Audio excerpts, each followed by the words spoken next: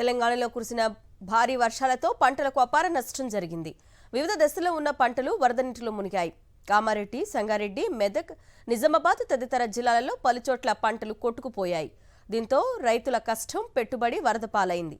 కామారెడ్డి, మెదక్తో పాటు సంగారెడ్డి, సిద్దిపేట, నిర్మల్, భూపాలపల్లి, ములుగు, ఖమ్మం, నిజామాబాద్, జగిత్యాల, కరీంనగర్, యాదాద్రి జిల్లాలలో పంటలపై తీవ్ర ప్రభావం పడినట్లు అధికారులు గుర్తించారు. అయితే పూర్తి స్థాయిలో పంట, ఆస్తి నష్టంపై అంచనాకు మరో 2 రోజుల సమయం పట్టే అవకాశం ఉన్నట్లు తెలుస్తోంది. భారీ వర్షాలకు విద్యుత్ పంపిణీ వ్యవస్థ అస్తవ్యస్తమయ్యి పలు గ్రామాల్లో అంధకారం నెలకొంది. పెద్ద సంఖ్యలో విద్యుత్ స్తంభాలు నెలకొరగడంతో వాటిని తొలగించి కొత్త పోల్స్, లైన్లు ఏర్పాటు చేస్తున్నారు.